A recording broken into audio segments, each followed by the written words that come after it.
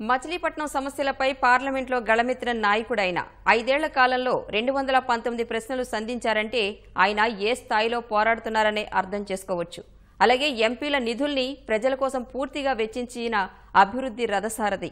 అందుకే ఆ నియోజకవర్గ ప్రజలు ఆయన్ను 2 సార్లు ఎంపీగా గెలిపించారు.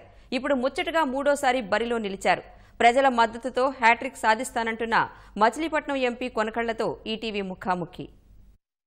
మచిలీపట్నం ఎంపీగా 2 సార్లు పనిచేశారు ఎంపీ కొనకళ్ళ నారాయణ. అలాగే ఈసారి కూడా తెలుగుదేశం పార్టీ ఆయనకు టికెట్ కేటాయించింది.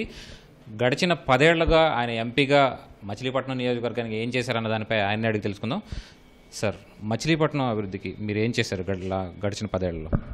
ఇప్పుడు ఆ ప్రాంత పార్లమెంట్ సభ్యుడిగా నేను పోటీ చేసినప్పుడు నేను కొన్ని వాగ్దానాలు చేశాను. ఒకటి, మచిలీపట్నంలో పోర్టు పనులు త్వరలోనే ప్రారంభిస్తామని చెప్పి నేను హామీ ఇచ్చాను. దాని తర్వాత Machilipatnam to Vijayawada railway track single track మాత్రమే ఉంది. దాన్ని డబుల్ ట్రాక్ చేసి ఎలక్ట్రిఫికేషన్ చేస్తే Machilipatnam to Vijayawada 4 lane road, అది చాలా కాలంగా ఉన్న ప్రతిపాదన, దాన్ని ఇంప్లిమెంట్ చేయాలి. అన్నిటికన్నా ముఖ్యమైనది ఆ ప్రాంత ప్రజలు ఉద్యమం చేసి సాధించుకున్నటువంటి కోస్తా జాతీయ రహదారి 216. 2 సార్లు మీరు పార్లమెంట్ సభ్యుడిగా మచిలీపట్నం సేవలు అందించారు. 3వసారి గెలిస్తే హ్యాట్రిక్ సాధించే అవకాశం ఉంది. ఆ మేరకు మీరు ప్రజల మద్దతును కూడగట్టుకోగలిగారా? ప్రజలంతా కూడా నా పట్ల చాలా సంతృప్తిగా ఉన్నారు. ఎందుకంటే నేను ఇచ్చిన హామీలన్నీ కూడా పూర్తయిపోయినాయి. ఫస్ట్ టైం అయితే మరి అశాస్త్రీయంగా విడదీస్తున్నటువంటి ఆంధ్రప్రదేశ్కి అన్యాయం జరుగుతూ ఉందని చెప్పి సేవ్ ఆంధ్రప్రదేశ్ అని చెప్పి నేను ఆ విభజనను అడ్డుకున్నాను. అప్పుడు ఆ సందర్భంగా గొడవలు కూడా జరిగినాయి. సామరస్యపూర్వకంగా పోరాడాం. తర్వాత మోడీతో సంబంధాలు తెగదించుకుని మంత్రివర్గం నుంచి కూడా బయటకు వచ్చేసేసి మేము విభజన హామీల అమలు కోసం పోరాడుతున్నాం. ఆ విభజన సమయంలో నేను కూడా పార్లమెంట్ దగ్గరే ఉన్నాను. మీకు గుండెపోటు కూడా వచ్చింది. ఆ పార్లమెంట్ నుంచి ఆసుపత్రికి తరలించినటువంటి పరిస్థితి ఉంది. అప్పటి పోరాటానికి ప్రధాని మోడీతో విభజన హామీల గురించి పోరాటానికి ఏం వ్యత్యాసం చూస్తారు మీరు? ఆ రోజున కాంగ్రెస్ పార్టీ రాజకీయ ప్రయోజనాల కోసం రాష్ట్ర విభజన చేసింది. కట్టుబట్టలతో వెళ్ళిపోమన్నారు. అది పోరాటం. ఇది నమ్మక ద్రోహం. రెవెన్యూ లోటు ఉంది, నేను అన్ని రకాలుగా ఆదుకుంటానని చెప్పి నమ్మక ద్రోహం. చంద్రబాబు మీద అతనికి ఒక వ్యక్తిగతమైన కక్ష. అతను ముఖ్యమంత్రిగా ఉండగా గోద్రాలలో జరిగినప్పుడు చంద్రబాబు నాయుడు గారు తీవ్రంగా వ్యతిరేకించారు. మోడీని ముఖ్యమంత్రిగా ముందు ఆ పదవి నుంచి తప్పించండి అని చెప్పి బీజేపీ మీద ఆయన ఒత్తిడి తెచ్చారు. మరి ఆ రోజున అవన్నీ కూడా మోడీ గారు గుర్తుంచుకున్నారు.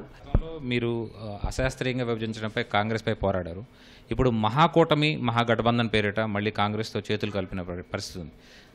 ఏం వ్యత్యాసం చూస్తారు? మీరు సర్దుకుపోగలరా కాంగ్రెస్ పార్టీతో? ఇప్పుడు శాశ్వతమైన విరోధాలు, శాశ్వతమైన స్నేహాలు రాజకీయాలు ఉండవు. ఇవాళ మాకు నమ్మకం ద్రోహం చేసిన బీజేపీ, దాని ఉద్దేశం మాకు అర్థమైపోయింది. ఎట్టి పరిస్థితుల్లో బీజేపీ మన రాష్ట్రానికి సహకరించదు, చంద్రబాబు నాయుడు గారు సహకరించదు. ఇవాళ కాంగ్రెస్ పార్టీ వారే విభజన హామీలు పెట్టిన వాళ్ళు వారే కాబట్టి వాళ్ళు అమలు చేయడానికి 100% అవకాశం ఉంది. రాజకీయంగా మేము ఆలోచించట్లా, రాష్ట్ర ప్రయోజనాల కోసం మేము ఆలోచిస్తున్నాం. 2 సార్లు పార్లమెంటు సభ్యుడిగా మీకు టీడీపీ అవకాశం ఇచ్చింది. మీకు సముచితమైన స్థానం కల్పించిందని భావిస్తున్నారా? వన్ ఆఫ్ ద ప్యానల్ స్పీకర్గా నన్ను చంద్రబాబు నాయుడు గారు నాకు అవకాశం ఇచ్చారు. అది ఒక గొప్ప అవకాశం, అదృష్టంగా భావించాను. ఇవాళ తెలుగుదేశం పార్టీలో కూడా చంద్రబాబు నాయుడు గారు జాతీయ పార్టీ అధ్యక్షుడైతే నేను ఉపాధ్యక్షుడిని. నాకు చాలా గౌరవిస్తారు చంద్రబాబు నాయుడు గారు. బీసీ కులానికి చెందినటువంటి వ్యక్తిని ఇవాళ అంత గౌరవించి ఇవాళ 3వసారి పోటీ చేసే అవకాశం ఇవ్వటం అంటే అదేం చిన్న విషయం కాదు.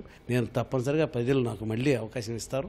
10 ఏళ్లుగా మీరు ఎంపీగా ఉన్నారు. మీ ప్రాంతానికి సంబంధించి అంటే ప్రత్యేకించి మచిలీపట్నానికి సంబంధించినటువంటి సమస్యల్ని పార్లమెంట్లో ఎన్ని ప్రస్తావించారు? 219 ప్రశ్నలు నేను వేశానండి. నేను 81% నాకు అటెండెన్స్ ఉంది. వాటన్నిటికి కూడా సమాధానాలు వచ్చినాయి. 3వసారి నుంచి ఉన్నారు. మీ ప్రత్యర్థితో పోలిస్తే ఏం ప్లస్లు ఉన్నాయి, ఏం మైనస్లు ఉన్నాయంటారు మీలో? నేను మచిలీపట్నం స్థానికుడిని. మిగతా పార్లమెంట్ సభ్యులంతా కూడా ఎక్కడెక్కడి నుంచో ఆ సమయానికి దిగుమతి అవుతూ ఉంటారు. ఆ ఎలక్షన్లో కొంతకాలం ప్రచారం చేసుకుంటారు. గెలిస్తే ఉంటారు, ఓడిపోతే మళ్ళీ వాళ్ళ గ్రామాలకు వెళ్ళిపోతారు. ఏది ఏమైనా కూడా స్థానికుడు ఎంపీ అవ్వటం అనేది మా మచిలీపట్నానికి నాతోనే మొదలైంది. అర్ధరాత్రి పూట తలుపు కొట్టినా కూడా మా కుటుంబ సభ్యులంతా కూడా లేచి అర్జెంట్ అయితే అప్పటికప్పటికే స్పందిస్తాను. ఇవాళ మిగతా వాళ్ళకి అడ్రస్ లేదు, వాళ్ళ ఇల్లు ఎక్కడో తెలియదు. స్థానికులందరికీ కూడా అందుబాటులో ఉండే వ్యక్తిని. స్థానికుడిగా ఉన్నప్పటికీ ఎంపీ గారు ప్రజలకు అందుబాటులో ఉండరు. ఆయన బంధువులు మాత్రమే ఆయన పేరిట వ్యవహారాలను నడుపుతారన్న ఆరోపణ కూడా ఉంది మీ పైన. మీరేమంటారు? మా కుటుంబం ఉమ్మడి కుటుంబం. మా ఇంట్లో అందరూ కూడా ప్రజా సమస్యల మీద స్పందిస్తారు. తప్పించుకోకుండా నాకు తెలియదు, ఆ ఎంపీ గారు లేరు అని మాత్రం మాట్లాడరు. ఎంపీ అనేవాడు రోజు ఇంటికాడ ఉండాలని ఎవరు కోరుకోరు. ఏ పని ఆకుండా చూడటానికి నా కుటుంబ సభ్యులంతా ఉన్నారు. అభినందనలు ఉన్నాయి తప్ప దాని మీద మమ్మల్ని విమర్శించే వాళ్ళు ఎవరు లేరు. ఎంపీగా మీరు 100% నిధుల్ని ఎంపీ లాడ్స్ నిధుల్ని ఖర్చు చేశారు. 100% ఖర్చు పెట్టాను. నేను 7 నియోజకవర్గాలకి సమానం ఖర్చు పెట్టాను. ఇది మొత్తానికి ఎంపీ కొనకళ్ళ నారాయణ గారు చెప్తున్నటువంటి మాట. ఈసారి కూడా ప్రజల మద్దతు సాధించి హ్యాట్రిక్ సాధిస్తానని చెప్పి ఆయన విశ్వాసం వ్యక్తం చేస్తున్నారు. కెమెరా పర్సన్ నరేష్తో కలిసి ధనుంజయ్, ఈటీవీ న్యూస్, మచిలీపట్నం.